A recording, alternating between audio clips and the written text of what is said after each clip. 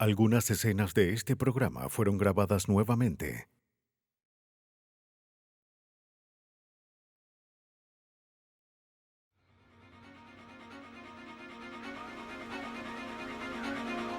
El hallazgo de un auto abandonado en las afueras de Filadelfia causa angustia a una familia y terror a una comunidad.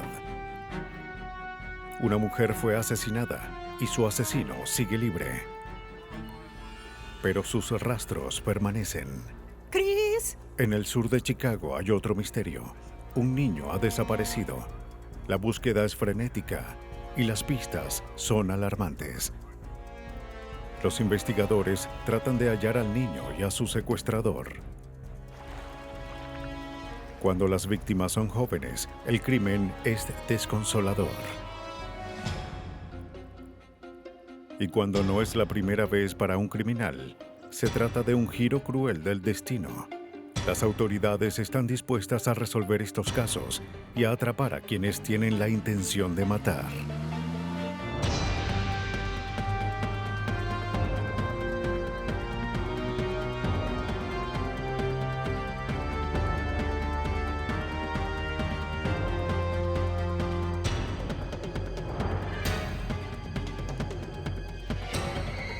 Los nuevos detectives, casos estudiados por la ciencia forense. Intención de matar.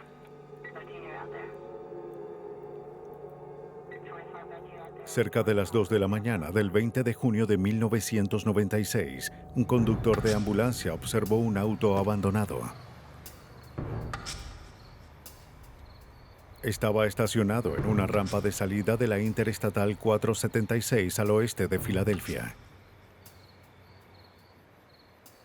El auto estaba en marcha y las luces y la radio encendidas, pero no había nadie adentro. El conductor llamó al 911. Estoy en la ruta 1, hay un auto. El operador de emergencias recibió la denuncia y envió a las patrullas más cercanas a la escena. Por favor, quédese allí. Enviaremos un oficial lo más rápido posible. El teniente Lenny Bandy fue informado y se dirigió al nudo vial. Cuando el auto fue hallado, la puerta del conductor estaba abierta, las luces estaban encendidas y el motor estaba en marcha. Eso fue inusual para mí.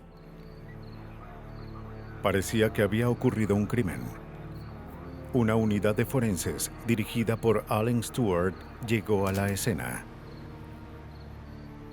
Bueno, había sangre enfrente del auto y en ese punto supe que había que empezar lo más rápido posible. Al frente del auto había una barreta. Cerca de allí había un charco que parecía ser sangre. Para mí fue mucho más que un auto abandonado y que un caso de personas desaparecidas. Las circunstancias eran sospechosas con la presencia de la barreta y la sangre al frente del auto y la manera en que el conductor parecía haber huido. Recogimos la sangre con un hisopo y la guardamos. La enviamos al laboratorio para un análisis de ADN. Con cuidado de no contaminar ninguna posible evidencia, registran el interior del auto y hallan una mochila. Parecía ser de un estudiante. Pero no tenía ninguna identificación en su interior. El auto estaba a nombre de una mujer en Brookhaven, Pensilvania. Los investigadores descubren que el auto era conducido por su hija de 22 años, Amy. PKB 1974. Mientras los oficiales hablaban con los padres de Amy, se revisó la escena. Uno de los oficiales vio unas panties y un par de zapatos en una ladera. Se devolvió hacia ese lugar para guardar esas prendas. La madre de Amy identificó los zapatos como los que usaba su hija. Sí, ¿verdad? Parecía cada vez más un rapto forzado. Mira eso, es increíble. Al lado de las prendas, los oficiales observaron una huella de neumático que fue fotografiada. Al terminar con las fotografías, usamos yeso dental para hacer un molde de las huellas. El molde fue enviado al laboratorio. Los padres de Amy estaban preocupados. sabían muy bien lo que podía haber ocurrido. Es necesario que... Su padre era oficial de policía. Su madre era enfermera. Queríamos hacer todo lo posible para llevar a esta chica a salvo con su familia. Esta es una foto de... Estuvieron de viaje y no vieron a su hija en varios días. Pero sabían que Amy planeaba salir con sus amigos esa noche. Sus padres dieron la descripción de su hija, incluyendo el tatuaje en su tobillo. Si no les importa, quisiera llevarme esta fotografía. ¿Necesita otras? Mientras los oficiales buscaban a la universitaria desaparecida, la prensa de Filadelfia se apoderó de la historia. Hablará con usted en un momento, señor. En la mañana, la difusión de la noticia hizo que los amigos de Amy que estuvieron con ella la noche anterior declararan. Tratamos de ubicar dónde estuvo Amy, saber qué estuvo haciendo desde que fue vista por última vez hasta que el auto fue encontrado.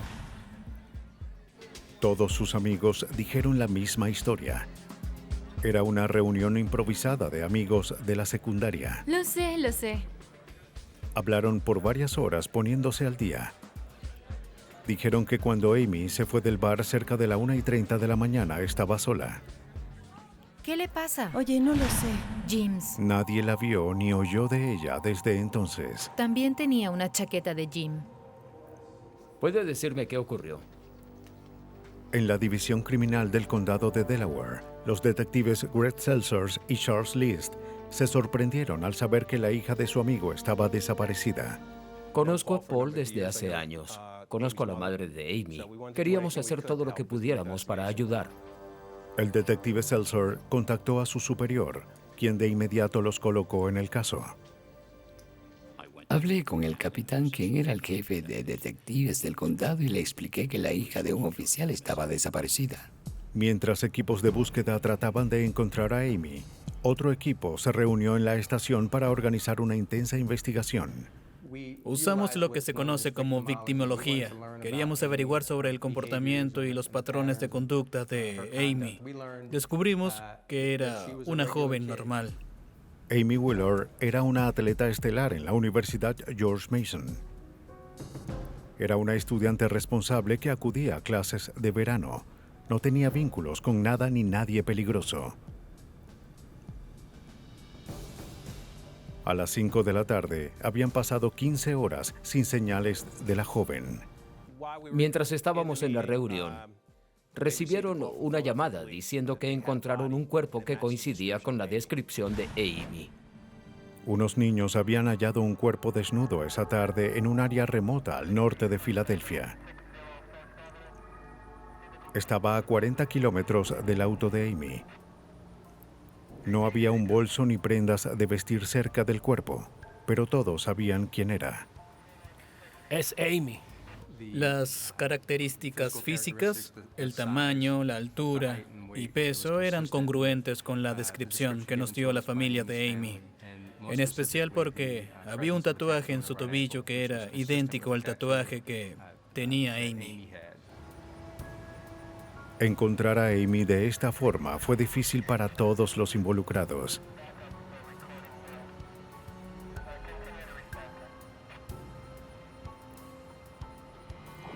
Antes de la autopsia, los padres confirmaron la identidad de su hija. El forense determinó que la joven había muerto por múltiples golpes contundentes en la cabeza y cuerpo. Fue un terrible ataque. En la autopsia notamos que había un patrón en su lado derecho con la forma de cuadrados con X en el medio que ciertamente fueron marcados en su lado derecho. El patrón de la quemadura era tan peculiar que los investigadores creían que si podían hallar qué lo causó, encontrarían al asesino. El forense también encontró semen y creía que la víctima había sido abusada sexualmente. Las muestras de semen y de sangre de Amy fueron enviadas al laboratorio. En el laboratorio de la policía de Pensilvania en Lima, los expertos determinaron que la sangre hallada cerca del auto era de Amy Wheeler.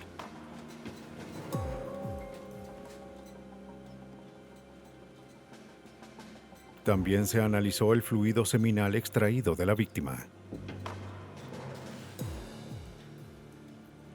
Usando la técnica conocida como PCR, los investigadores hicieron millones de copias de una cadena de ADN hasta que fue lo suficientemente larga para descifrar.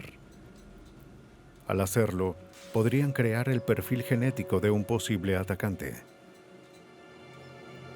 Pero no consiguieron resultados en las bases de datos de ADN, pero según el asistente del fiscal de Delaware, Dan McDavid, seguían siendo evidencia crucial.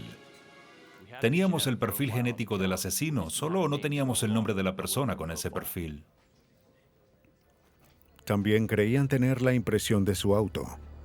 El teniente Dennis Luce, jefe de entrenamiento y apoyo técnico en el laboratorio, examinó el molde.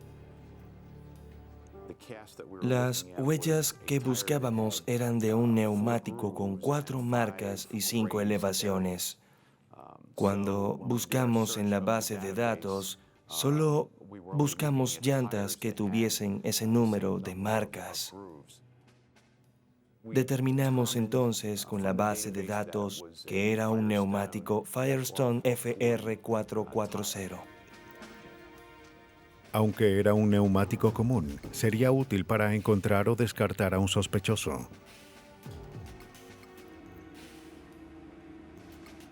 Los investigadores también debían examinar las quemaduras en el cuerpo de la víctima.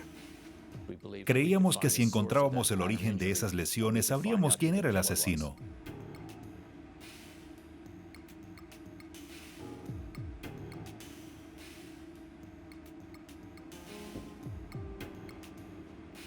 Aunque no pudo decirnos cuál era el objeto, dibujó una imagen de lo que parecía. El equipo de investigadores tenía muchísima evidencia. Tenían el patrón de la quemadura, la huella del neumático y el perfil genético del asesino. Pero no sabían quién era. Saber por qué Amy detendría su auto quizás ayudaría a identificar al asesino. No tenemos idea. Sus padres nos aseguraron que ella solo se detendría si un oficial se lo hubiese ordenado. Un falso policía. Era una posibilidad escalofriante, pero creíble. Mientras pasaban los días y no se hallaban pistas sólidas, los investigadores se frustraban. La identidad del culpable era un enigma. Era una aguja en un pajar. Un cruel asesino le había quitado la vida a una joven muy apreciada, la hija de un policía y una enfermera, una de los suyos. Y los investigadores del condado de Delaware no se rendirían hasta encontrarlo.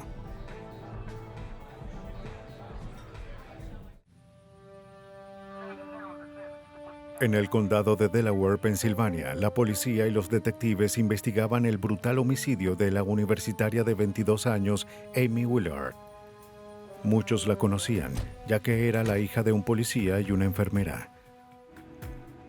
Los investigadores tenían mucha evidencia física, lo que incluía un patrón de quemaduras en el cuerpo y el perfil de ADN del asesino, pero no tenían sospechosos. Una de las teorías era que Amy se había detenido bajo las órdenes de un sujeto que se hacía pasar por policía. El detective Charles List investigó a conocidos impostores de la policía. Me sorprendí al conocer la cantidad de impostores que había. Tuvimos que hacer muchos interrogatorios. Muchos de los sospechosos tenían coartadas sólidas, pero no todos. No tengo un Honda negro. Un sospechoso era conocido por tratar de recoger mujeres. Los investigadores no pudieron corroborar su coartada para la noche del asesinato. Y él trabajaba cerca de donde el cuerpo fue encontrado. Los detectives consiguieron una orden para extraer una muestra de su sangre, con el fin de comparar su ADN con el ADN hallado en la víctima. El teniente Lenny Bandy sabía que el material genético era su mejor evidencia. Esa era la pieza de evidencia más irrefutable que podíamos usar para acusar o descartar a alguien en nuestro caso. La muestra fue enviada al laboratorio. El sospechoso también conducía un auto congruente con el tipo de neumático que dejó la huella cerca del cuerpo de Amy. Los analistas compararon el molde tomado en la escena con una huella de los neumáticos del sospechoso.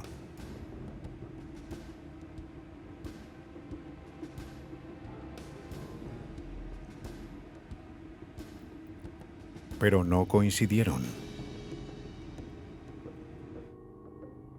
Los expertos en ADN obtuvieron resultados similares. No había coincidencia. El sospechoso fue liberado. Hubo muchísimas llamadas hechas por el público. Al principio estábamos abrumados. A pesar de corroborar cada indicio, no obtuvieron resultados. Los meses pasaron y la frustración crecía. Los detectives Charles List y Greg Seltzer descartaron a todos los impostores conocidos. No tenían idea de por qué Amy detuvo el auto.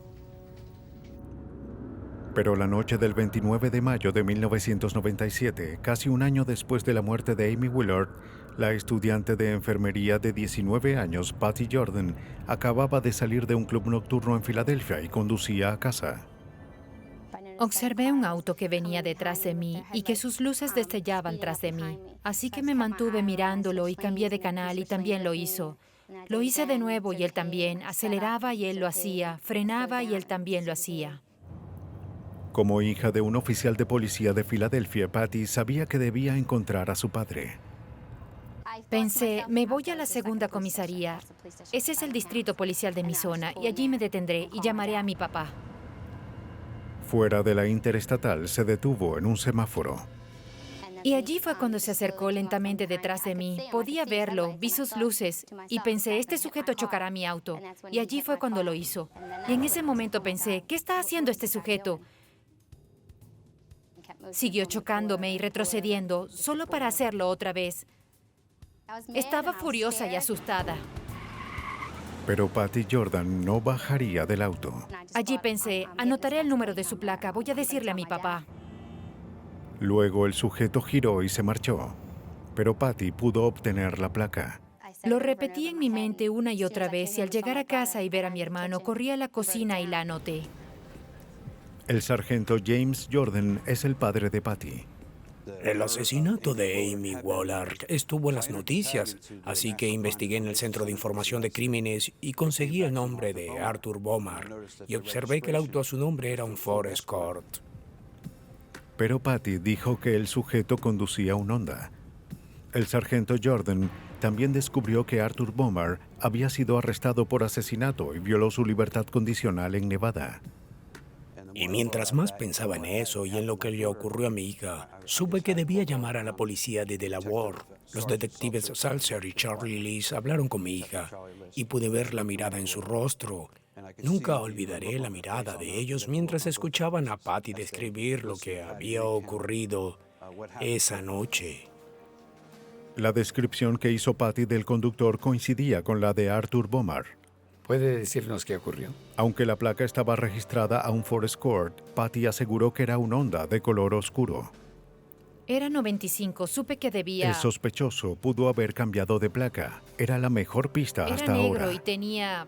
Reabrió el caso, lo reabrió. Antes no sabía nada. No puedo describir cuán importante fue que ella anotara el número de placa y nos dijera.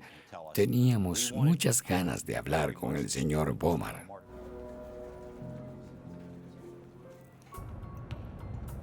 Al principio no pudieron encontrar al sujeto. Pero después de una larga y frustrante investigación, los detectives se sorprendieron por la rapidez con la que se reabrió el caso. La investigación llevaba un año y seguimos cada indicio que pudimos.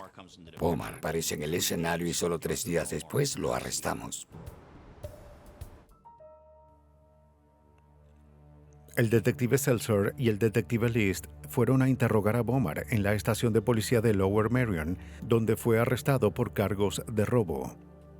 No quiero hablar de... Bomar negó saber algo sobre Amy Willard y dijo que nunca había estado en esa parte de Filadelfia donde su cuerpo fue encontrado. Admitió que estuvo en el bar en el que Amy fue la noche del asesinato, pero que no estuvo allí esa noche. Bien. Estaba en una fiesta. Bien, verificaremos. Después de hablar con sus familiares, descubrimos que era una mentira. Él no estuvo en esa fiesta. Los investigadores obtienen una orden para tomar muestras de células y cabello de Bomar para compararlas con el ADN encontrado en la víctima. El análisis en el laboratorio de policía tomaría varios días. Pero como Bomar estaba en la cárcel por otro crimen, el asistente del fiscal Dan McDevitt sabía que tenían tiempo. Bien. Un juez del condado de Montgomery negó la fianza para Bomar. No tenía oportunidad de salir a las calles antes de que termináramos nuestra investigación. Teníamos mucha evidencia forense y queríamos reunirla con cuidado, ya que solo teníamos una oportunidad y debíamos aprovecharla. La policía registró el lugar donde Bomar fue arrestado por robo. Los oficiales hallaron un auto con el mismo número de placa que Patty Jordan había entregado a su padre. La placa estaba registrada a un Ford Escort, pero como Patty mencionó, se encontraba en un Honda negro. Los técnicos no hallaron evidencia que vinculara el auto con el caso de Amy Willard. Debían encontrar el otro auto. El caso entraba en calor, pero seguían los misterios. El auto seguía desaparecido. No se hallaba la causa de las peculiares quemaduras y no se sabía si el ADN descartaría al sospechoso. Después de un año, los investigadores esperaban poder resolver estos misterios y hallar cierto grado de justicia para una joven asesinada. Nos vemos. Adiós. Pero... Cerca de Filadelfia, Amy Willard, de 22 años, fue raptada, abusada sexualmente y asesinada, y su cuerpo tenía un patrón de quemaduras peculiar. Un año después, los investigadores de Pensilvania arrestaron a un sospechoso. Arthur Bomar negó tener algo que ver en la muerte de Amy y dijo que no estaba en el bar donde Amy fue vista por última vez. Pero los detectives encontraron a la novia de Bomar y ella contó una historia diferente. Estaba escondiéndose de Bomar y le temía. Arthur Bomar le dijo la noche del asesinato que iba al bar en cuestión. Bomar le confesó a su novia que él vio que Amy Willard salía del bar y la siguió. La obligó a estacionarse, aunque su novia no sabía cómo lo hizo. Bomar dijo que golpeó a Amy hasta dejarla inconsciente y luego la llevó a Filadelfia, donde la violó y asesinó. La novia de Bomar dijo que él condujo su Ford Escort esa noche. La declaración de la joven fue un indicio crucial, pero se necesitaban pruebas para respaldarla en un tribunal. Los detectives de Delaware, Charles List y Greg Seltzer, creían que la clave estaba en el Ford Escort de Bomar.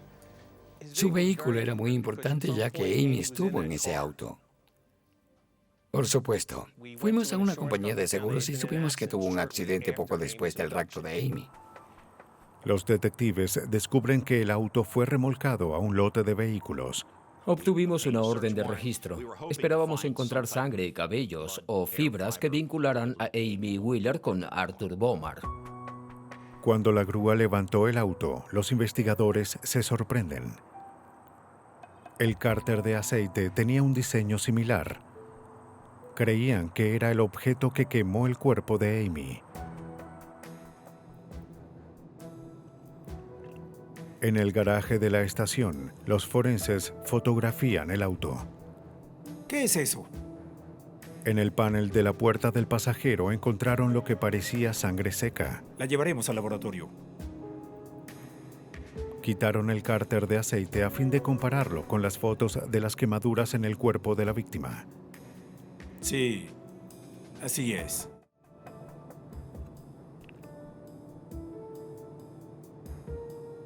Los técnicos sacaron los neumáticos del auto para compararlos con las huellas dejadas en la escena del rapto. Alan Stewart fue parte de la unidad de servicios forenses. Enviamos el cárter de aceite a un experto de las Fuerzas Armadas, quien confirmó que el cárter había causado el patrón en el cuerpo de Amy. El teniente Dennis Luz comparó el molde tomado en la escena del crimen con la huella del neumático Firestone FR440 del auto de Bomar. Pudimos determinar al comparar el molde con el neumático que ambos tenían la misma cantidad de desgaste. Soy el sargento Luz. Terminé de examinar la huella que envió, la del neumático. Es congruente con la huella de la escena del crimen. La experta en serología Cecilia Casiola examinó el panel de la puerta y halló sangre de Amy Willard. Encontrar la sangre de la víctima en el auto del sospechoso ubicó a la víctima en ese vehículo. Pero los resultados forenses más importantes fueron los de ADN. Fueron positivos. Asistente del fiscal Dan McDevitt. La evidencia de ADN fue irrefutable. Había una probabilidad de 5.000 millones contra una de que Arthur Bomar era la persona que tenía el ADN encontrado durante la autopsia. Obviamente era la base de nuestro caso. Además, pudimos vincular el auto que condujo con las heridas en el cuerpo de Amy. La sangre de Amy fue hallada en el panel de una puerta. Los neumáticos del auto de Bomar dejaron huellas visibles en la escena del rapto. Fue suficiente para convencer al jurado. El 1 de octubre de 1998, Arthur Bomar fue hallado culpable de asesinato, violación y secuestro. Fue sentenciado a muerte. Los familiares de Amy lucharon para cambiar las leyes a fin de mantener a los criminales tras las rejas, pero la ley no se aprobó a tiempo para proteger a una familia de Illinois. Aroma Park se encuentra al sur de Chicago. En una tarde de 1995, Micah Moulton se puso nerviosa cuando su hijo Christopher, de 10 años, no regresó a casa a las 5 de la tarde luego de pescar. No pasó mucho tiempo para que sintiera que algo estaba mal. Me levanté y miré el reloj. Eran las 5:22. De inmediato supe que debía encontrarlo. Tenía que encontrarlo en ese momento. ¡Christopher! Micah dejó a sus otros hijos en casa por si Christopher regresaba y fue a la rampa para botes de Aroma Park en el río Kankakee, donde Christopher solía pescar. ¡Christopher! ¡Christopher! Recorrí el lugar. Lo llamé, empecé a gritar su nombre. ¡Christopher! Más de una hora después, Micah llamó al departamento del alguacil de Kankakee. El ayudante del alguacil, Brad O'Keefe, se preocupó al saber el lugar donde el niño estaba. Con la rapidez de ese río hay muchos ahogamientos, muchos caen y desaparecen, por eso es tan peligroso. Rich, ve al club de botes Aroma Park, hay un niño desaparecido. Micah le contó al agente Rich Burns sobre Christopher. Ella había preguntado a todos sus amigos. Ninguno lo vio después de las 4:30 en la rampa para botes. Se suponía que estaba pescando. Era inusual que él hiciera eso, que no regresara a casa a tiempo. Sabíamos que había que moverse, había que comenzar la búsqueda. Christopher Meyer. ¿Cuántos años tiene? Tiene 10 años. Y dije, bien, iré a buscarlo en el bosque. Y él me dijo, espera, guarda un momento. E hizo un par de llamadas y lo siguiente que recuerdo es que había perros de búsqueda y equipos y que los bomberos estaban allí. No sabíamos si se había caído en el río o si se había ido o si simplemente estaba perdido. De inmediato utilizaron cada recurso para la búsqueda. Todas las agencias locales enviaron oficiales. Estaban los departamentos de bomberos de Aroma Park y Kankakee. Usaron botes para realizar la búsqueda. Cuando las noticias se difundieron, muchos habitantes vinieron y colaboraron.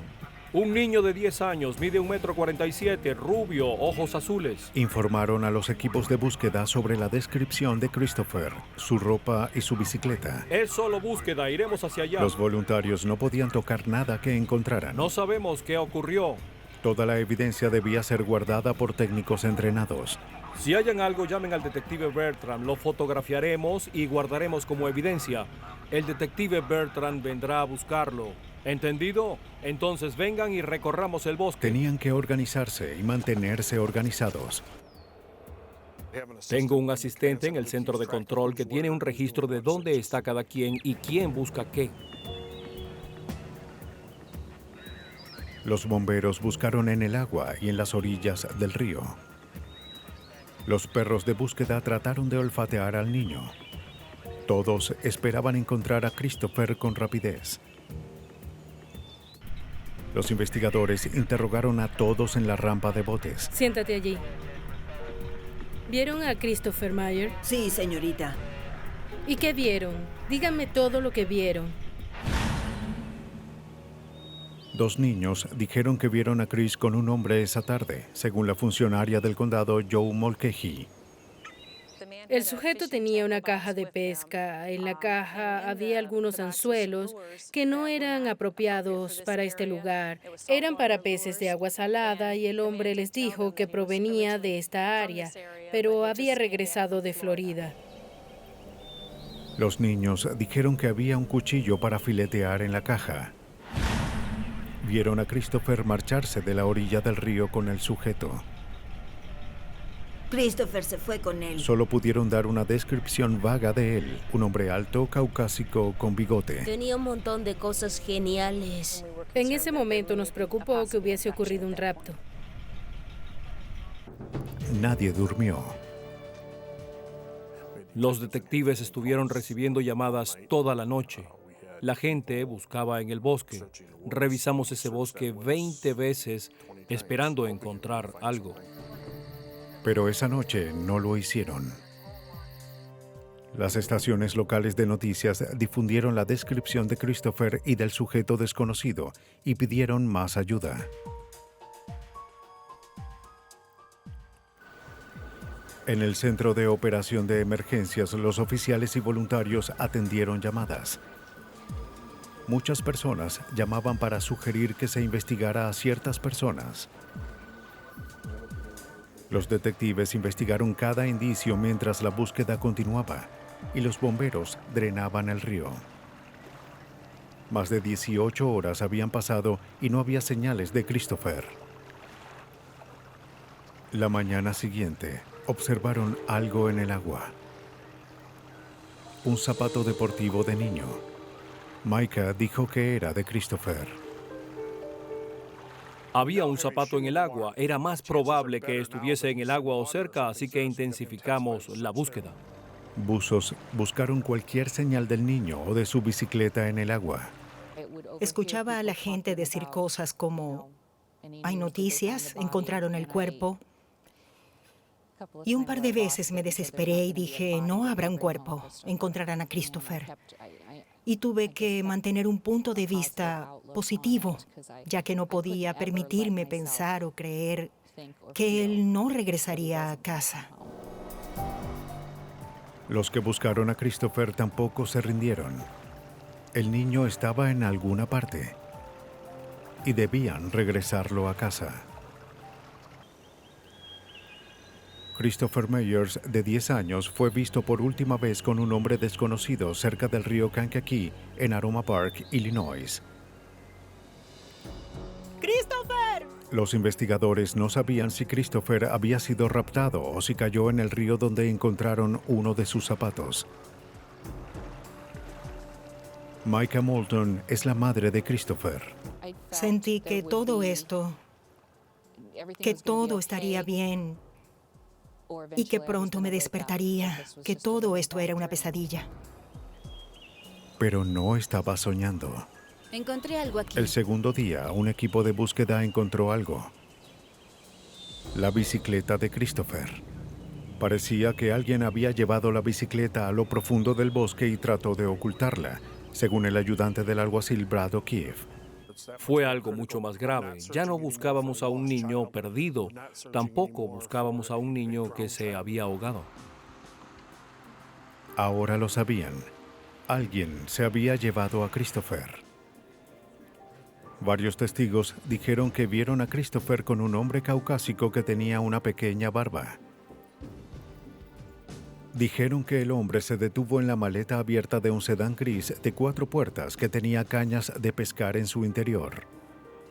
Una barba. Tenía un cuchillo para filetear en una caja de cuero. Algunos testigos trabajaron con un dibujante de la policía para crear un boceto del hombre. Los investigadores difundieron el boceto por los medios. Cuando se difundió, todos tenían teorías, así que recibimos todo tipo de indicios y pistas de quién pudo ser.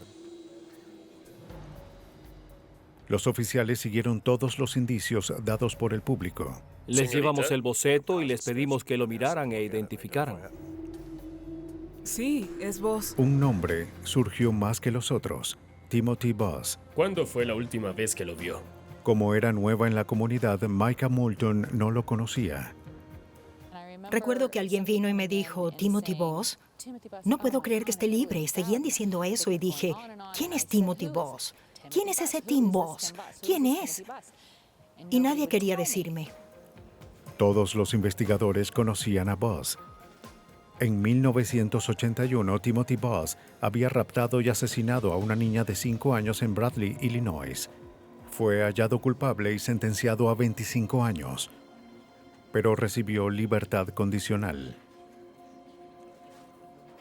El teniente Larry Osenga de la Unidad de Crímenes Violentos de la Policía de Kankakee ofreció la ayuda de su equipo. Ellos investigaron dónde Boss residía. Todos los residentes nos dijeron que estaba en la comunidad.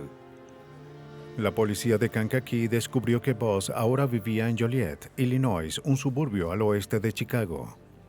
El teniente Osenga llamó a la policía de Joliet. La comunidad. Ellos fueron al apartamento de Boss. La policía nos ayudó. Fuimos donde estaba su residencia. No estaba allí en ese momento. Pero la policía de Joliet lo esperó.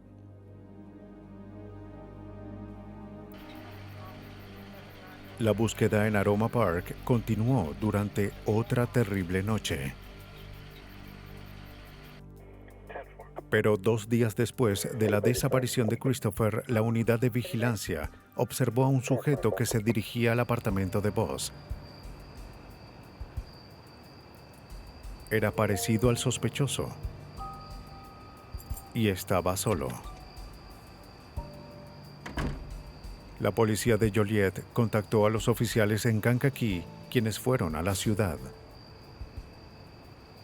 ¿Han vigilado el lugar? Sí, cerca de 1 hora. Bien, perfecto. ¿Lo vieron salir a alguna parte? No hemos salido. ¿Están seguros de que está aquí? Estoy seguro. Revisaron el apartamento.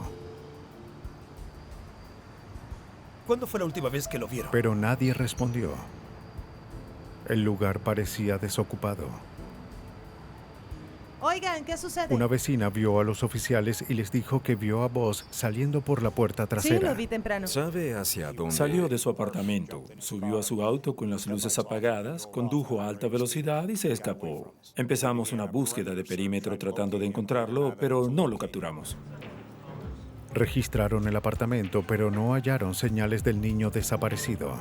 La descripción de Timothy Boss y de su auto se informó a todas las patrullas alrededor del área de Chicago.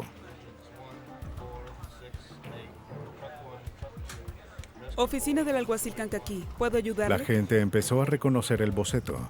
La empleada de un motel en Braidwood, Illinois, llamó para decir que creía que Boss estaba allí. El oficial Brady Bertrand fue enviado al motel en Braidwood, a 40 kilómetros al sur de Joliet.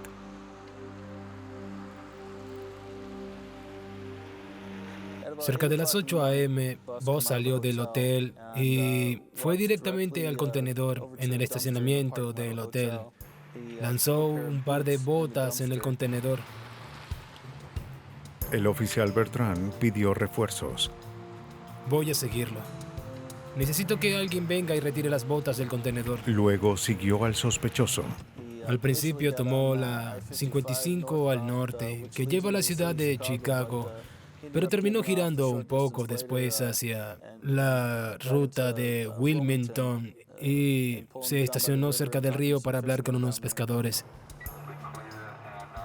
El oficial Bertrand esperó que llegaran los refuerzos.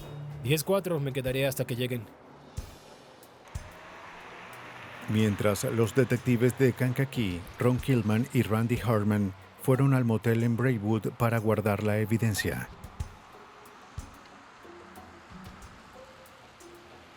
Conseguimos las botas. No sabíamos qué tipo de conexión tendría esta evidencia, pero las colocó allí por una razón.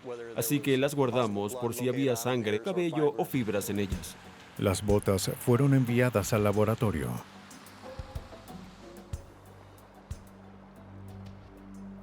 Los oficiales de Kankakee esperaban que Boss confesara. Sí.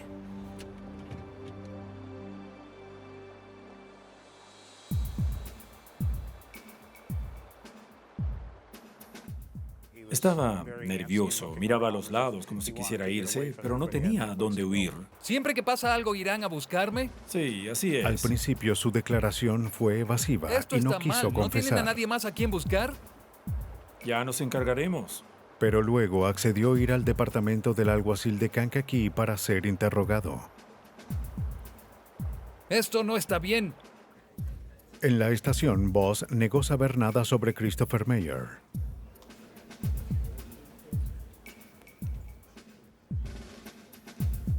Su abogado llegó para discutir sobre la petición de los oficiales de registrar el auto de Boss. Sin seguir el consejo de su abogado, Boss firmó su autorización. No tengo nada que esconder, nada de nada. En el garaje del departamento del alguacil, los detectives inspeccionaron el interior del auto. Un detective básicamente reúne las piezas de una historia y si hace bien su trabajo, encontrará la evidencia que le permitirá contar esa historia. En la maleta descubrieron un tirador de auto que parecía tener sangre. También hallaron una barreta y una caja idéntica a la que los jóvenes que vieron a Christopher por última vez describieron. No encontraron el cuchillo. Cuando quitamos los objetos uno por uno, pudimos observar en la alfombra debajo de las herramientas una cantidad considerable de sangre. Era un hallazgo difícil, pero importante. Nos dimos cuenta que si esto se convertía en un homicidio, debíamos vincular a la víctima con el sospechoso. Adentro, los técnicos hallaron un martillo. Tenía tierra en la parte de las garras. Eso indicaba que alguien estuvo cavando con ese martillo. En el asiento del pasajero encontraron varios cabellos. Los cabellos también serían enviados a los expertos forenses en el laboratorio de policía de Illinois. Tenían a un sospechoso en custodia y evidencia de un crimen. Aún no sabíamos dónde estaba Chris. No sabíamos si Chris estaba herido. Esperábamos encontrarlo escondido en una cabaña o cerca del río. Nunca perdimos las esperanzas de que estuviese vivo. En 1995, los investigadores del condado de Kankakee, Illinois, buscaban a Christopher Meyer, de 10 años, quien fue raptado mientras pescaba. Los técnicos hallaron sangre, cabello y un martillo en el auto de Timothy Boss, quien fue visto con Christopher el día de su desaparición. Señor Boss, en nuestra investigación hallamos evidencia. Las autoridades arrestaron a Boss y lo acusaron de secuestro agravado. Bajo arresto por... Por favor, cada vez que desaparece un niño vienen, saben que no está bien, saben que no está bien. Se negó a cooperar. En el laboratorio de Illinois, el coordinador de investigaciones en ADN, William Frank, examinó la evidencia en el auto de Boss. Comparó la sangre de esos objetos con un perfil de consanguinidad obtenido de los padres de Christopher y con una posible muestra de ADN del niño llamada muestra estándar. La muestra estándar que usamos fue el inhalador de asma del niño. Con las muestras del inhalador y de la sangre de los padres, Frank creó un perfil genético usando un análisis PCR. La comparación de consanguinidad de los padres fue congruente con la muestra del inhalador. Luego comparó ese perfil con la sangre hallada en el auto. Cuando comparé el perfil que obtuve del inhalador con el perfil que se obtuvo de las manchas de sangre en el auto, los dos perfiles coincidieron. Pero aún tenían esperanzas de que el niño siguiera con vida. Alguacil de Kankakee, Bernie Thompson. Después de arrestar a Timothy Boss, seguimos buscando a Christopher y teníamos esperanza de hallarlo con vida.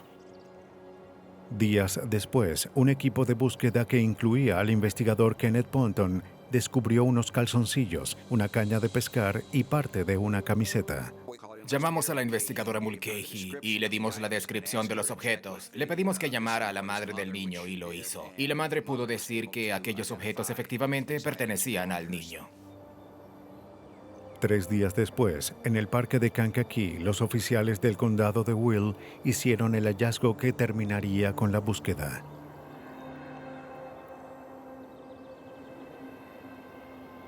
Debajo de una tabla parcialmente enterrada estaba el cuerpo de un niño. Había sido apuñalado más de 50 veces con un cuchillo. Era Christopher.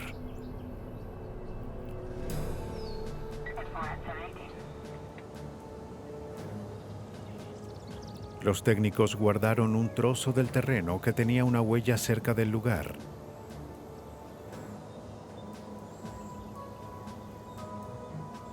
También tomaron muestras del suelo. El experto Ralph Moyer comparó los cabellos hallados en el auto de Timothy Boss con los de Christopher usando un microscopio. Observamos la apariencia general, la altura, la distribución de la pigmentación, el diseño del cabello y formas ovoides. Los cabellos eran microscópicamente idénticos en cada aspecto. El geólogo Ken Knight examinó las muestras tomadas del lugar y de la tierra encontrada en el martillo.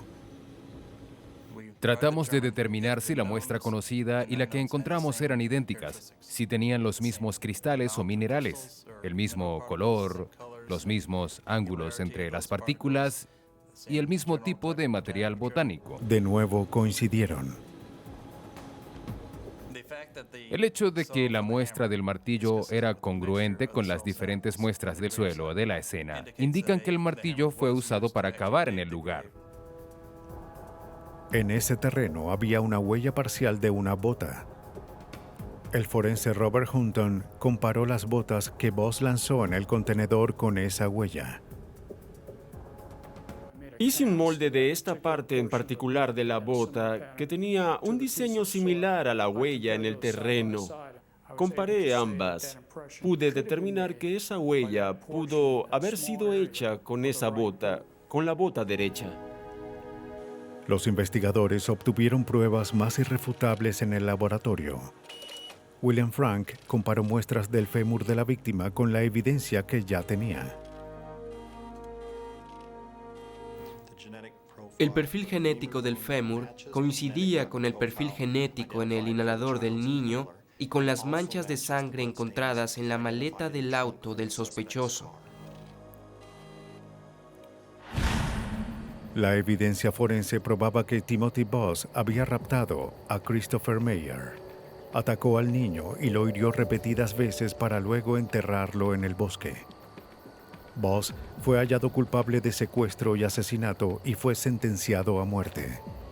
La condena fue cambiada a cadena perpetua en enero de 2003, pero esta vez no podrá obtener libertad condicional.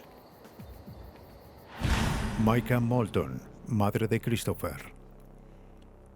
La ira, la tristeza y la pena fueron tan abrumadoras, pero supe que podía usarlas de forma positiva para marcar una diferencia. Quiero que cambien las leyes. Hice presión para que se aprobara la ley de 0 oportunidades a asesinos y violadores, conocida como la ley de Amy. Esta ley, nombrada en honor de la universitaria asesinada Amy Willard, busca prevenir que los criminales más violentos obtengan libertad condicional. Fue aprobada por el Congreso estadounidense en el 2000. Algunas escenas de este programa fueron grabadas nuevamente.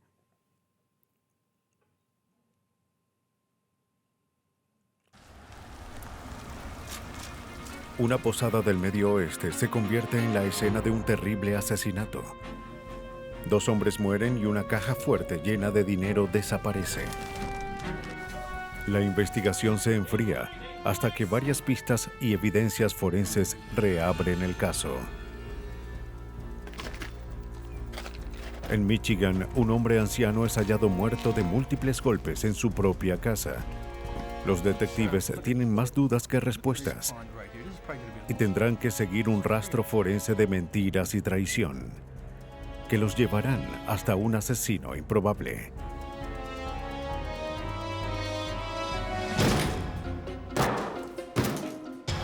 Dos crímenes distintos, 2 asesinos diferentes, con algo en común. Ambos fueron cometidos debido a la ira asesina causada por la codicia pura.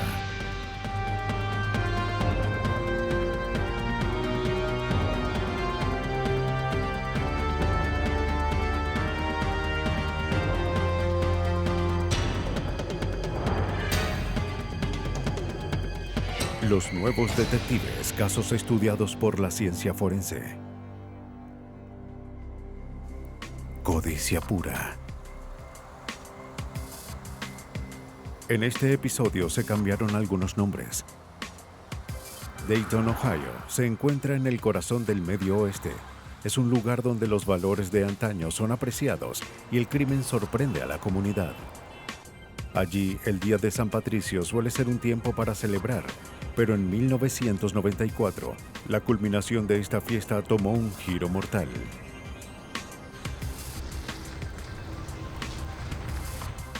El esposo de Mary Pickett siempre era puntual.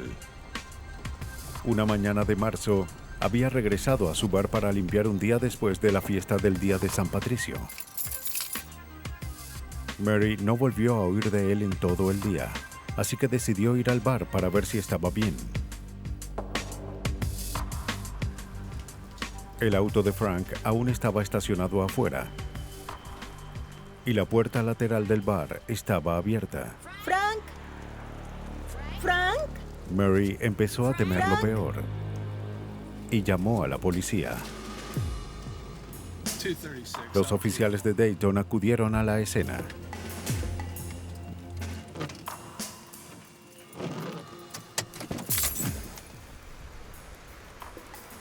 Mi esposo no llegó a casa anoche y lo llamé y no respondió. Bien, quédese cerca de la puerta. Nerviosa, Mary esperó mientras el oficial entraba en el bar. El oficial notó algo alarmante. Las decoraciones del Día de San Patricio seguían en el bar y había un escalofriante silencio. Luego, en el suelo de la cocina, descubrió un cuerpo sin vida. Por favor, quédese en la puerta principal. No deje que pase nadie. En caso de que el atacante siguiera en el lugar, los oficiales revisaron el área con cuidado. El asesino ya se había ido, pero antes de huir dejó otro rastro. Una segunda víctima. Atención, encontramos otro cuerpo aquí. En el baño de hombres había otro cadáver. Sin mucha evidencia, la policía emprendió una investigación a gran escala. No lo sé. ¿Cómo no llegó a casa a la Mary hora de Pickett siempre? confirmó la identidad de su esposo y de la otra víctima. Boyd Walker, el empleado de mantenimiento, explicó que los dos estaban en el comité de limpieza y se encargaban de preparar el bar para su reunión semanal. Trabajar esta mañana. El detective de Dayton, Doyle Burke, observó la terrible escena y comenzó a reunir los hechos que llevaron al crimen. Lo primero que noté fue que las puertas tenían un buen cerrojo. Sin embargo, no parecían haber sido forzadas, así que pensé, no hubo entrada forzada.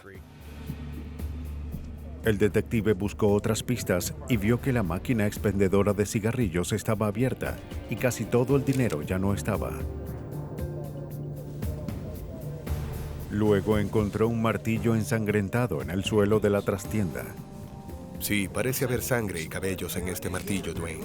Hay que guardarlo. Los técnicos forenses fotografiaron la posible arma asesina.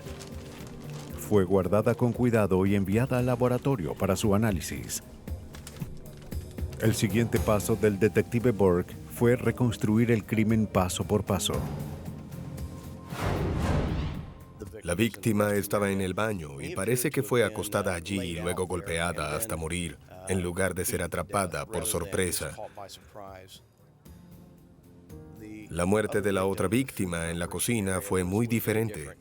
Parece haber sido tomada por sorpresa antes de ser golpeada. Creo que quizás él fue quien abrió la puerta al sospechoso. Las muestras de sangre encontradas en ambos lugares fueron enviadas al laboratorio, además de las otras pruebas halladas en la escena. El detective Burke tomó nota de las salpicaduras de sangre en las paredes y en el suelo, esperando que pudieran dar una pista sobre cómo murieron las víctimas. Mientras los forenses removían los cuerpos de las víctimas, las dudas del detective Burke sobre el asesino aumentaban. En el baño y la cocina. Creía que no solo conocían al asesino, sino que le abrieron la puerta. Bien, creo que lo haré un poco antes. Luego pueden quitar los cuerpos. Las autopsias se realizaron en la oficina del forense de Montgomery por el Dr. Russell Updegrove. Puedo sentir unas fracturas de cráneo aquí. Hay que tomar una fotografía de esto. Los hallazgos preliminares indicaron que Frank Pickett recibió 19 golpes en la cabeza. Boyd Walker fue golpeado 18 veces. Ambas víctimas sufrieron contusiones cerebrales. La cocina tiene un área con baldosas y al ver la sangre me imagino que la víctima fue sorprendida por detrás. El Dr. Updegrove descubrió que el arma asesina había dejado marcas en forma de media luna en la parte de atrás de la cabeza. Al examinar detalladamente a las víctimas, vimos que las heridas que sufrieron en la cabeza coincidían con heridas que pudieron ser ocasionadas por un martillo. La forense Denise Rankin examinó el martillo en el laboratorio de Miami Valley. Busqué sangre y cabellos en el martillo. Traté de remover los cabellos del martillo y habían manchas rojas que analicé para determinar si eran sangre y confirmé que eran sangre y que eran una mezcla de la sangre de ambas víctimas. El análisis del martillo no obtuvo resultados. La investigación se estancó. Bien, oigan, gracias por venir. Se organizó una reunión para determinar el próximo paso. Fuimos a Hoppies, pero no conseguimos nada. Ustedes se encargarán del centro. El detective Tom Lawson se unió al detective Burke. Juntos dirigieron el equipo de investigación. Necesito ayuda. No encontramos nada. La policía descubrió que un vagabundo llamado Timothy Clifford había tratado de robar dinero de la iglesia el día del asesinato. ¿Timothy Clifford? Fue su primer indicio sólido. Cuando investigamos a Timothy Clifford, quien fue nuestro primer sospechoso de estos crímenes, lo primero que hicimos fue tratar de localizarlo. Los detectives encontraron a Clifford en un refugio para personas sin hogar, no lejos del bar. Sí. ¿Dónde estuvo el 19 de marzo? Clifford admitió que estuvo pidiendo limosnas en la iglesia ese día, pero estuvo en el refugio toda la mañana. Fui a la iglesia para obtener dinero, pero... Dijo que en el refugio había un registro de la ubicación de sus residentes. Era un edificio cerrado y cuando ocurrieron los homicidios se verificó que él estuvo en ese refugio. Fue un callejón sin salida. El detective Burke esperaba que el gerente pudiera dar una pista que lograra reabrir el caso. El gerente declaró que la caja fuerte había desaparecido. Contenía todas las ganancias de la fiesta. Parece que hubo... También dijo que la carretilla de mano que estaba en la trastienda había desaparecido. El gerente explicó que Frank Pickett tenía el hábito inusual de sellar las bolsas de dinero con cinta para embalar antes de depositarlas en el banco. Por supuesto, todos han estado últimamente. Y como los detectives creían que las víctimas conocían a su atacante, el gerente les dio una lista de empleados y miembros anteriores y actuales. Estaba convencido de que era alguien conocido, así que lo primero que hice fue investigar a sus ex empleados y a los empleados actuales. Su siguiente paso fue localizar a cualquiera que supiera la razón por la que Frank Pickett y Boyd Walker fueron asesinados. Oiga, ¿no trabajó en Hopis por un tiempo? A pesar de hablar con docenas de personas, no obtuvieron resultados. Los anteriores y actuales empleados tenían coartadas sólidas y ningún motivo para el crimen. Pero en la estación, las llamadas no paraban de llegar. Y esta vez hubo algunos indicios prometedores. La policía empezó a ver un patrón. La mayor parte de la información se centraba en un hombre, Edmund Emerick. Alguien llamó diciendo que Emerick hacía alarde de poder levantar una caja fuerte. Y otra persona dijo que una vez vio que Emerick abrió una máquina expendedora en un bar. Pero el indicio más importante vino de un pronosticador. No había nada que probara contundentemente que Emerick cometió esos crímenes, pero con la cantidad de información que recibimos sobre él y los indicios que obtuvimos sobre Emerick, ciertamente se convirtió en un sujeto que llamó nuestra atención. Tome asiento por aquí. El informante era un hombre de la localidad que conocía a Edmund Emerick. Sabía que Emerick trabajó en un bar en el vecindario. Dijo que él tenía la reputación de golpear a clientes en su propio bar. Luego llamaba a la policía y decía que se habían desmayado. Pues sí, su nombre es Emerick. Dijo que vio a Emerick en otro bar local, recibiendo cambio del barman, ya que el de su bar se había agotado. Señaló que Emerick era un hombre intimidante. Alguien que conocía muy bien los bares de la localidad. Él lo golpeó. También declaró que Emerick alardeó de saber dónde estaba la caja fuerte del bar. ¿Él iba al bar a pedir cambio? Nos llegó información de que Emerick perdió su trabajo y necesitaba dinero, y que poco después de los crímenes tenía dinero. Cada pieza del rompecabezas por sí sola no era suficiente, pero al juntarlas, vimos que era un sujeto muy sospechoso. La policía debía averiguar todo lo que pudiera sobre Edmund Emerick. No les tomó mucho descubrir que tenía antecedentes, que incluían una orden judicial por multas de tránsito y, curiosamente, un arresto por robar una caja fuerte en el estado de Ohio. Cuando su nombre apareció en la investigación, los detectives pusieron su atención en él. Las multas de tránsito les dieron lo que necesitaban para detenerlo. Deténgase un momento, señor. Ponga las manos en la espalda. No se mueva. Tenemos que hablar. La orden judicial les dio a los detectives la oportunidad ideal para interrogar a Emerick por un crimen más terrible, un doble homicidio. En el transcurso de la investigación, seguimos varios indicios, pero todos nos dirigían de nuevo a Emerick. Y por primera vez en este violento y frustrante caso, parecía que los detectives Burke y Lawson al fin tenían un indicio sólido y un posible sospechoso. En Dayton, Ohio, los detectives avanzaban en el terrible doble homicidio que ocurrió en una posada la mañana después del día de San Patricio.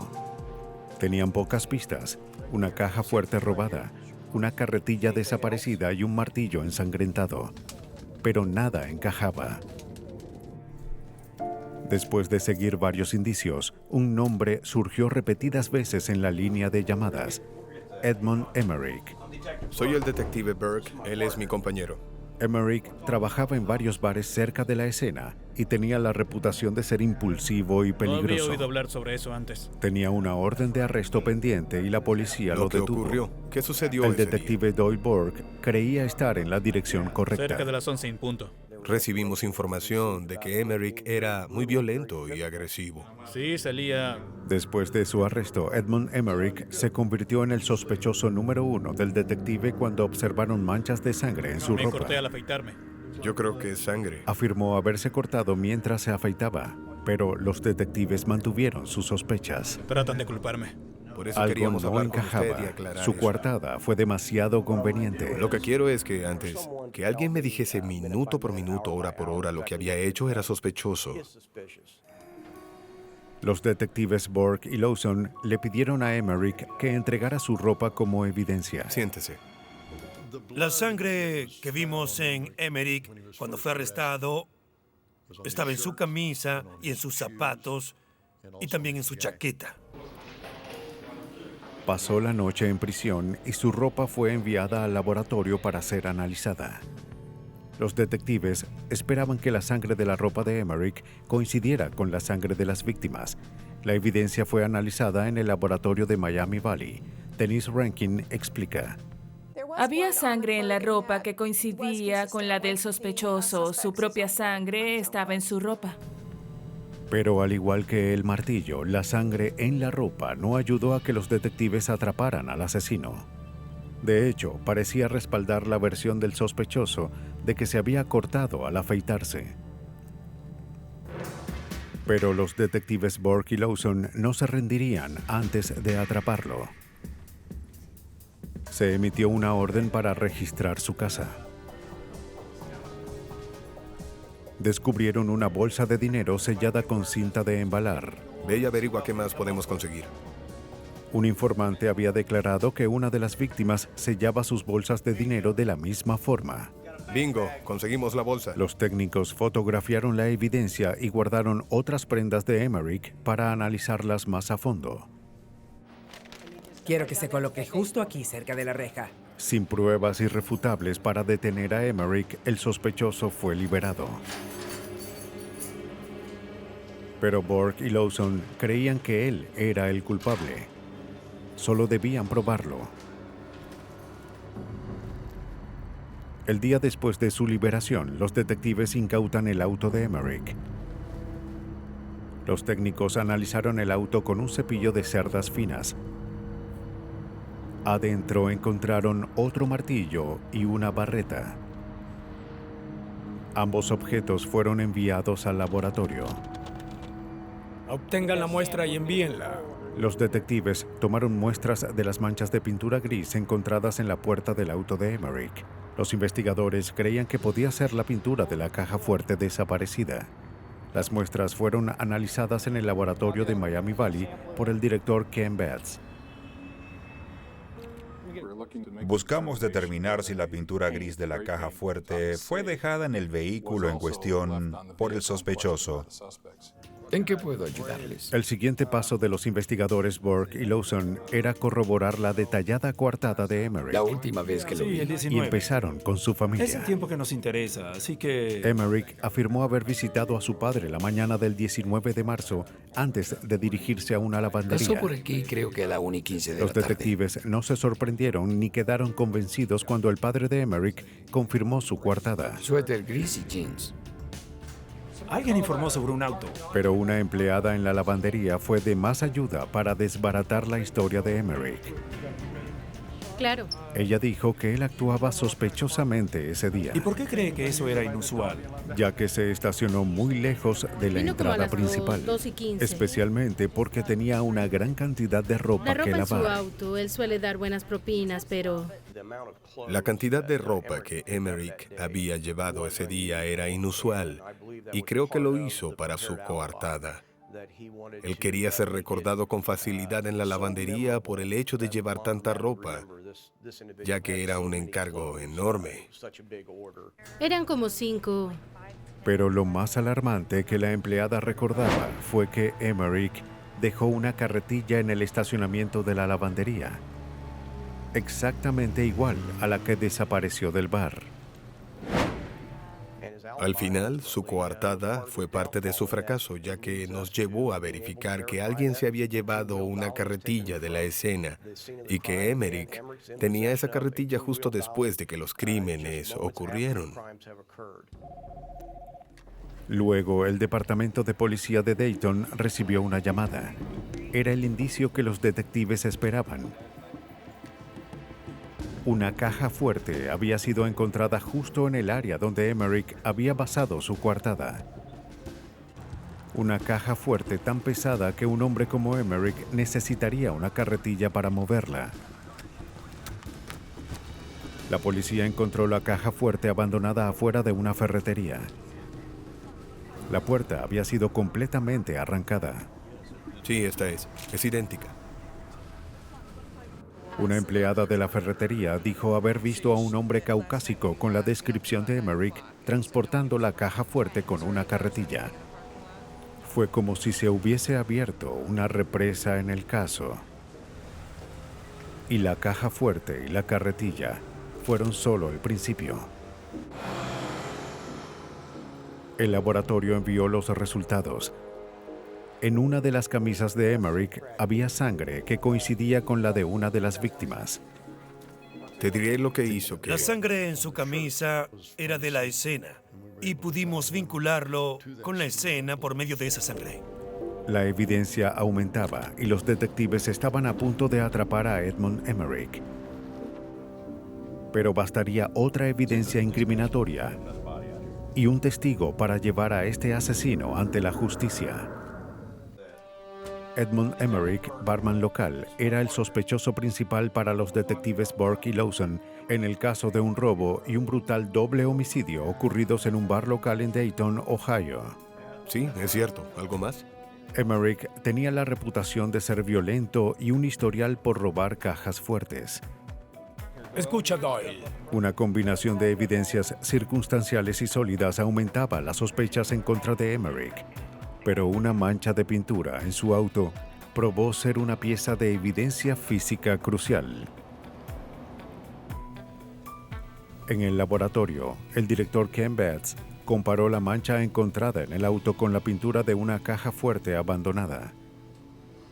Pudimos determinar que la pintura encontrada en el auto era congruente con la pintura gris de la caja fuerte y fue otra herramienta que los policías de Dayton pudieron utilizar. Después de seguir indicios por semanas, los detectives Burke y Lawson estaban a punto de cerrar el caso en contra de Edmund Emerick. Pero había otra evidencia. Un testigo fue a declarar. Su nombre era Brian Towns, un hombre sin hogar que vio a Emerick entrar en la posada el día de los asesinatos. Solo Eddie, es lo único que sé. Cuando lo interrogamos, pudimos determinar que no solo vio a Emerick en la escena del crimen, sino que vio la puerta por la que entró. También lo vio salir e incluso habló con Emerick dentro del intervalo en el que sabíamos que ocurrieron los asesinatos. Eddie entró en el Hoppy's.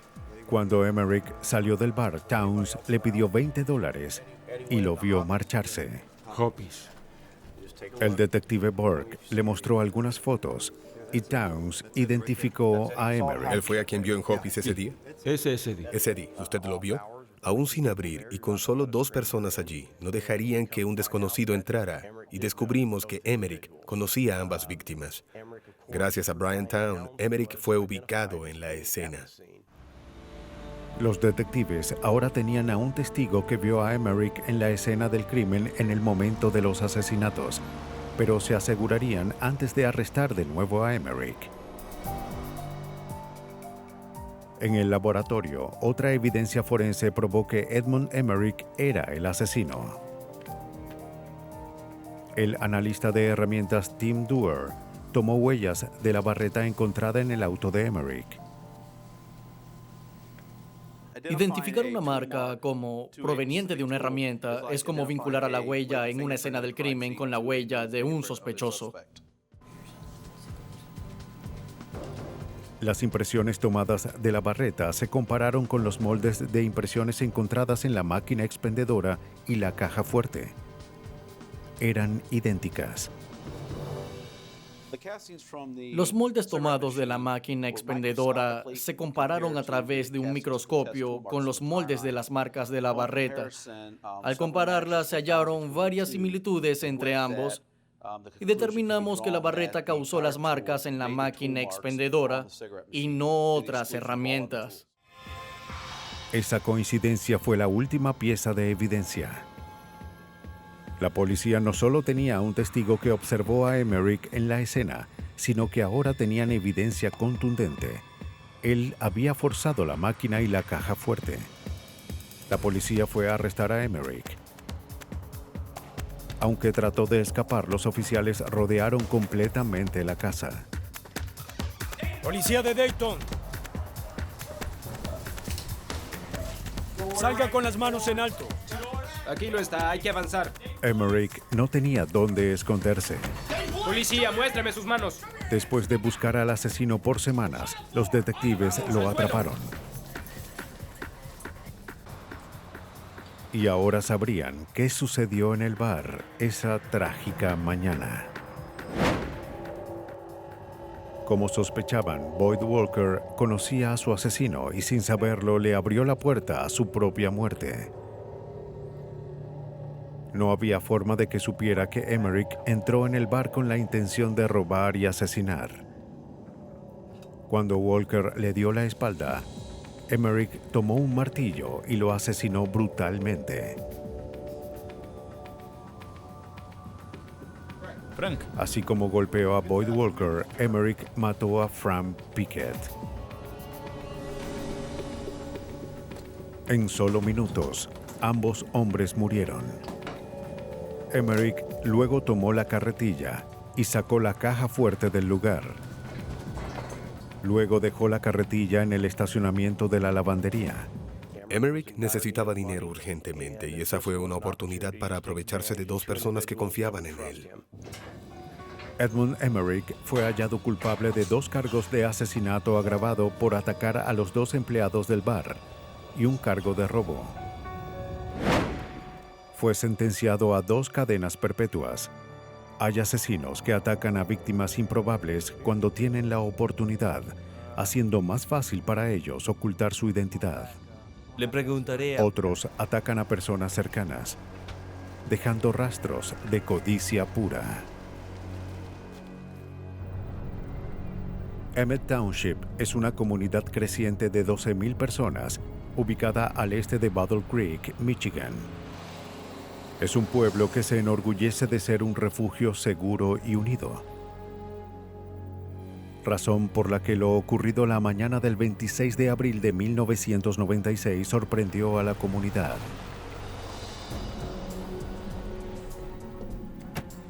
Esa mañana, Sharon Zachary fue a ver a Bob Rogers.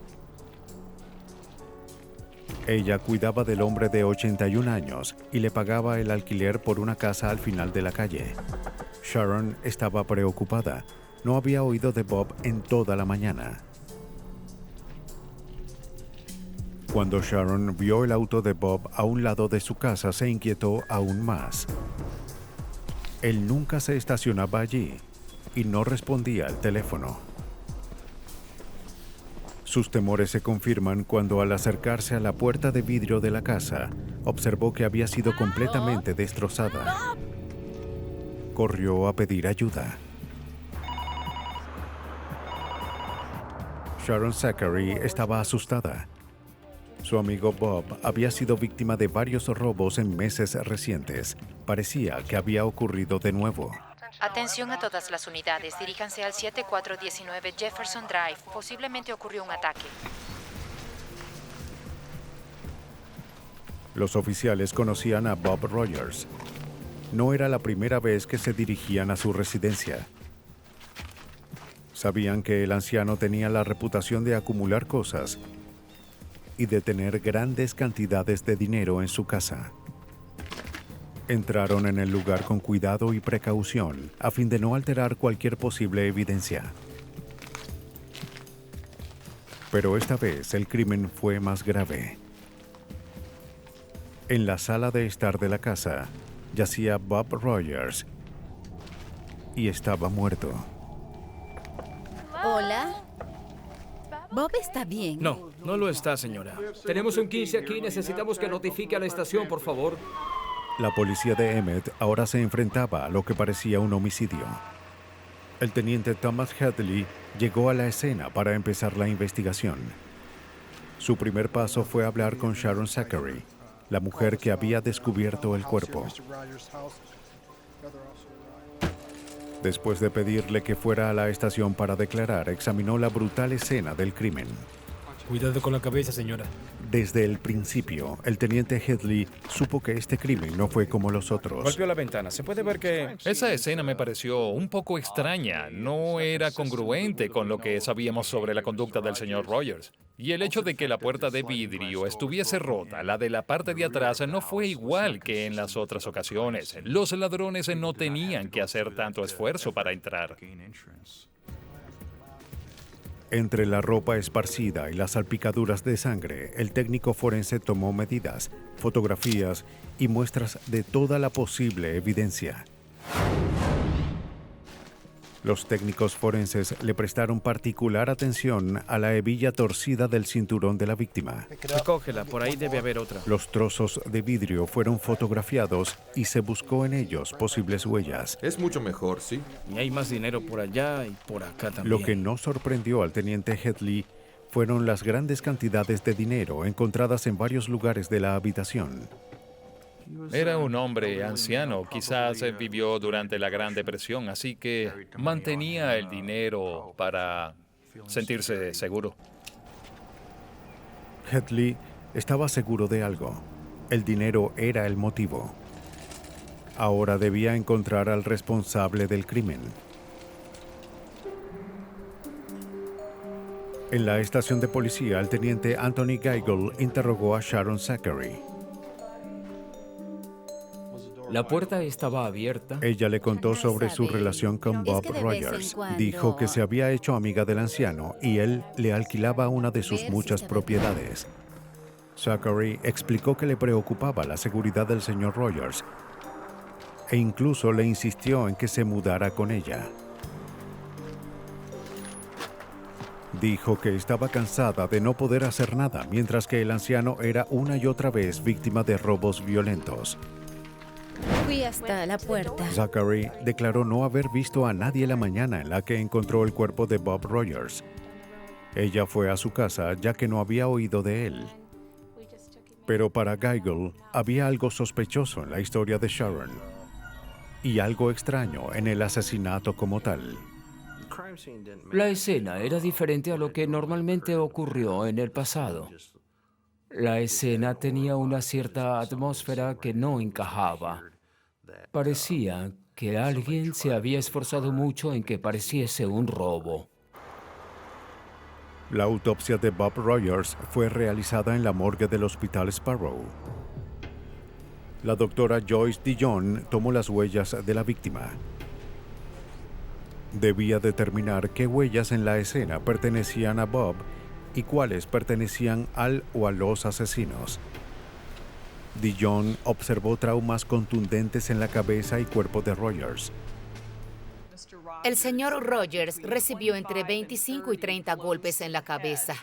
La mayoría de las heridas estaban en la parte de atrás y en los lados de la cabeza, lo que indicaba que los golpes fueron asestados por alguien que estaba detrás.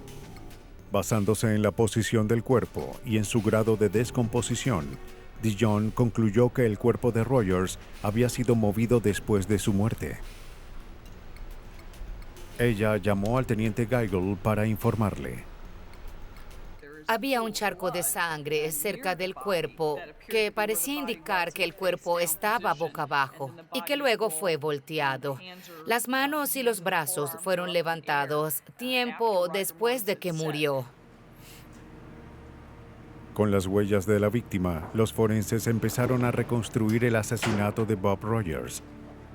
Con una técnica diseñada específicamente para recoger huellas de superficies porosas, analizaron el cinturón de la víctima.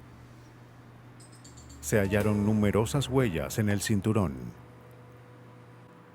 Todas eran de Rogers, a excepción de una. De hecho, si la huella que estaba en el cinturón de la víctima era de otra persona, esta debió haber tocado esa área. no se habría mantenido en la superficie del cinturón si la víctima lo hubiese llevado de forma normal. Los científicos también hallaron evidencia prometedora en uno de los fragmentos de vidrio de la puerta. Era la huella de un zapato deportivo. Solo al caminar por un vidrio, el diseño de la suela del zapato se marca allí con increíble detalle, incluyendo no solo el diseño, sino características de desgaste, tamaño, propiedades únicas, elementos que nos permiten identificar positivamente el zapato. La evidencia era alentadora, pero no parecía llevar a ninguna parte. El teniente Geigel no tenía sospechosos y cada día que pasaba era otro día en el que el asesino seguía en libertad. La policía de Emmett Township investigaba la muerte de Bob Rogers, un anciano que había sido víctima de varios robos. Tenían evidencia, incluyendo huellas y una huella de zapato. El teniente Headley preparó el siguiente plan de ataque. Huella, debemos vincularla con... Él sabía que esta evidencia sólida le ayudaría a atrapar al verdadero asesino. La policía organizó un equipo para investigar indicios sobre el brutal asesinato e hicieron un sorprendente hallazgo. Al parecer Descubrieron la que Sharon Zachary tenía un poder legal para encargarse de las finanzas de Rogers. Como ella fue quien encontró el cuerpo y podía entrar sin problemas en la casa, debían descartarla como sospechosa. Es aún válido si... Obtuvieron una orden e investigaron todo sobre ella. Hablamos con sus familiares y como resultado empezamos a investigarla más como una posible sospechosa. Su primer paso fue regresar a la escena del crimen. Se hallaron miles de dólares en la casa, guardados en todas las habitaciones. Los investigadores recogieron archivos y registros de la casa. Al observar los registros, los tenientes Geigel y Headley descubrieron que Sharon Zachary usaba las tarjetas de crédito de Rogers. Encontré lo mismo aquí en una compra. Encontramos estados de cuenta bancarios y descubrimos que ella había estado retirando fondos de sus cuentas bancarias, lo que nos hizo pensar en un posible motivo, que había algo que no sabíamos y que quizás el dinero pudo haber sido una razón. Me encargo de sus asuntos legales y financieros. De hecho, él estuvo aquí. Para averiguar más sobre las finanzas de Rogers, interrogaron a su abogado. Autorizó un poder legal a Sharon Zachary. El abogado de Rogers explicó que a Sharon Zachary se le otorgó el poder legal 4 meses antes del asesinato, pero solo 2 semanas antes de su muerte. El anciano había cambiado repentinamente de opinión. A él no le gustó para nada. Descubrió que $10,000 habían desaparecido de una de sus cuentas y se enfureció. ¿El poder legal? El caso avanzó aún más cuando descubrimos que el señor Rogers había redactado un testamento en el que dejaba cada una de sus propiedades a Sharon Zachary si moría. Adelante, oficial. ¿Obtuvo la información que le pedí? Con un evidente motivo. Los tenientes Geigel y Headley enviaron a un investigador al banco de Rogers. Ellos vinieron juntos y aquí está la planilla. La gerente del banco dijo que Sharon Zachary llegó con Bob Rogers un año antes de su muerte y pidió ser incluida en su cuenta. Luego él vino solo y llenó una planilla para sacarla. Rogers se notaba incómodo mientras se hacía el papeleo. ¿No le parece extraño que él lo hubiese vuelto Eso después? parecía. Pero él regresó el día siguiente y pidió que la sacaran de la cuenta. Él ya no quería que ella fuese su representante legal, quería ocuparse de sus asuntos y ya no confiaba en Sharon Zachary. Su idea. El señor Rogers no pudo modificar su testamento. Fue asesinado antes de que pudiera hacerlo. Creo que ella se sorprendió. Finalmente, los detectives hablaron con el guardia de seguridad de una tienda de descuentos. Zachary había ido a comprar unos zapatos e intentó usar la tarjeta de Rogers. Cuando la compra fue rechazada, se llamó a seguridad al mostrador. Tarjeta de crédito no es de ella y... Llamaron a Rogers a su casa y él les dijo que no permitieran bajo ninguna circunstancia que Zachary usara su tarjeta. Una joven trató de usar su tarjeta. Ella insistió en que hubo un error. La tarjeta fue crucial ya que causó que el señor Rogers tuviese sospechas y sintiera que Sharon Zachary le estaba robando. Fue un gran indicio en el caso. Los detectives Geigel y Headley tenían pruebas de que Sharon Zachary trataba de aprovecharse de Bob Rogers, de 81 años. Eso es lo que buscamos. Se convencieron cada vez más de que Zachary asesinó al anciano por su dinero. Pero no tenían pruebas. Si podían hallar la forma de probar su culpabilidad, los detectives sabían que al fin la atraparían. Observa lo que tenemos aquí. Los tenientes Geigel y Headley estaban tras la pista del asesino de Bob Rogers, de 81 años. Bien, ¿qué conseguiste? La víctima fue golpeada hasta morir en su propia casa y la evidencia preliminar señalaba a su cuidadora, Sharon Zachary. Parece que ella firmó el nombre de él. Zachary había estado aprovechándose de su control sobre las finanzas de Rogers. Ella firmó su nombre, ya que a veces estuvo... Era evidente que al anciano no le gustaba que Zachary gastara su dinero. Empezó a gastarlo en ella. Tratamos de encontrar cualquier cosa que vinculara a la sospechosa con cualquier delito financiero. Cualquier cosa que nos ayudara a resolver el caso. Y además, no habíamos encontrado el arma asesina. Y luego hicieron otro hallazgo. El teniente Headley descubrió que Zachary había tratado de obtener los planos de la tierra de Rogers. Ellos estudiaron sus terrenos y se preguntaron por qué Sharon pediría una copia de los planos de sus propiedades. Y así escapar. Lo que notaron de inmediato fue la cantidad de agua en la propiedad de Rogers. Así se pudo haber cometido todo Ellos esto. sabían que uno de esos estanques sería el lugar perfecto para ocultar un arma asesina. Había 3 estanques adyacentes a la casa del señor Rogers y pensamos que posiblemente ocultó el arma asesina en uno de ellos. Algo que también es interesante es que había un rastro que iba de esta área del tercer estanque detrás de la casa de Rogers hacia el lugar donde vivía Sharon Zachary. Es probable que aún esté en ese lugar. Se enviaron buzos a revisar el estanque. Y la intuición de los detectives tuvo frutos. Los buzos encontraron parte de un tubo en el agua. En el laboratorio, los forenses examinaron el tubo. Aunque era difícil, aún podía haber sangre allí. Forense Marjorie Harris. Había poros y fisuras y grietas que permiten que la sangre penetre en el arma. Si un objeto de metal tiene grietas y fisuras, habrá partes donde la sangre se acumulará y cuando se seque se adherirá a esas superficies. A pesar de que el tubo estuvo sumergido en el estanque, aún tenía rastros de sangre humana. Me alegré mucho cuando lo descubrimos. Creo que esto no había pasado antes, que un arma pudiera ser recuperada a pesar de estar en el agua y que aún tuviese ADN que podía identificarse.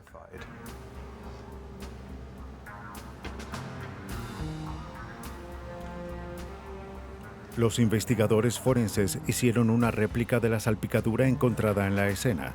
Con un tubo similar al encontrado en el estanque, golpearon un melón que simulaba un cráneo. Al comparar las fotos de la escena con la reconstrucción del crimen, los forenses concluyeron que el tubo encontrado en el puente había sido usado para matar a Bob Rogers. Quisimos hacer la reconstrucción del crimen a fin de determinar mediante una secuencia de hechos lo que ocurrió, dónde ocurrió y el orden en el que ocurrió. Los detectives al fin creían tener la evidencia que necesitaban para atrapar a Sharon Zachary. Con una orden de registro, entraron en su casa. Cuando incautamos los registros financieros en la casa de Sharon, vimos que estaba interesada en las finanzas del señor Rogers y que quería saber más acerca de cuánto dinero tenía disponible. Sharon Zachary dejó que la policía sacara los registros de Bob Rogers de su casa. ¿Qué llevó ese día? Tenía un par de zapatos blancos y ¿Puede eso. hacerme el favor de buscarlos? Sí, iré. Ya regreso. Los oficiales le pidieron que les entregara un par de zapatos deportivos para compararlos con la huella encontrada en la escena del crimen. Ella les dio un par de zapatos blancos que ellos guardaron para analizarlos. Aquí están. De vuelta en el laboratorio, se compararon las huellas de los zapatos de Sharon Zachary con la huella encontrada en el vidrio roto en la escena del crimen. Aunque ella afirmó no haber entrado en la casa esa mañana, las huellas coincidieron con la de los zapatos de Zachary a la perfección. Las características únicas eran exactamente iguales. Por lo tanto, la huella de la escena y la huella tomada en el laboratorio eran del mismo zapato. La huella del zapato bastó para arrestar a Sharon Zachary. Definitivamente la colocó en la escena del crimen. La mujer que afirmaba cuidar a Rogers fue arrestada por su asesinato. Creímos que la evidencia forense que encontramos claramente determinó que ella estuvo en la escena del crimen y establecimos que Sharon Zachary era una traidora y que había asesinado al señor Rogers. En el laboratorio, los forenses compararon la huella encontrada en el cinturón de Bob Rogers con las huellas de Zachary. Eran idénticas. Literalmente, encontramos la huella de Zachary en la parte de atrás del cinturón de Rogers, lo que muestra que ella tuvo contacto con el cuerpo. Eso no encajaba con lo que declaró al principio. Es que acomodé su ropa. Zachary dijo que era natural que tuviesen evidencia que la vinculase a la Fue escena. un poco codiciosa, ¿no? Ella dijo que pasaba tanto tiempo cuidando del anciano que no debía sorprender que su huella estuviese en un cinturón. Pero los forenses contaron una historia diferente sobre la huella. Las huellas son muy frágiles y esta se habría destruido simplemente al colocar el cinturón y sujetarlo en los pantalones de la víctima. Si una persona llevó esa prenda por un periodo de tiempo, no es probable que la huella de la víctima o de la sospechosa estuviese en la parte inferior del cinturón. Es que no Era demasiado tarde para Sharon Zachary. El verdadero asesino está La libre. evidencia en su contra era abrumadora. No le creo, le di una oportunidad, pero... Todo indicaba que era culpable. La evidencia forense que encontramos en la escena fue la clave para resolver este crimen. Desde la huella dactilar hasta la huella de zapatos que encontramos y el arma asesina que luego encontramos sumergida en uno de los estanques. Eso hizo que todo encajara y nos permitió resolver este homicidio. Sé que estaba por aquí. Sharon Zachary ya no podía esconderse de lo que revelaron los investigadores. Enfurecida por no poder gastar libremente el dinero de Rogers, Sharon Zachary dejó que la codicia la dominara. Sigue buscando, sigue buscando. En la mañana del 26 de abril, ella fue a su casa. Mientras él ocultaba parte de su dinero, ella lo golpeó repetidas veces con un tubo.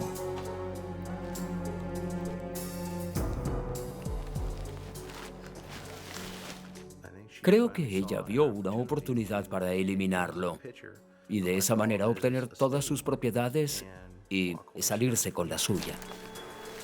Luego revisó los bolsillos de Rogers y los sacó para tomar el dinero. Creo que ella sabía exactamente lo que iba a hacer cuando fue allí. Debido al historial de robos y ataques hacia el señor Rogers, sabía que podía hacer que pareciera eso, un robo.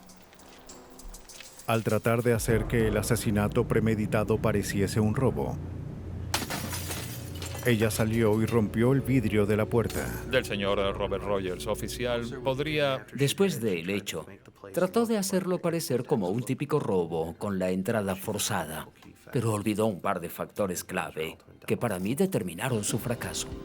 El sólido trabajo de los detectives Headley y Geigel dio frutos en el tribunal. Sharon Zachary fue hallada culpable de asesinato y robo armado. Fue sentenciada a cadena perpetua sin libertad condicional. Hay personas que son víctimas de las circunstancias y son asesinados por estar en el momento y lugar equivocados. Otros están exactamente donde deberían, pero son víctimas de aquellos dispuestos a matar dominados por su codicia pura.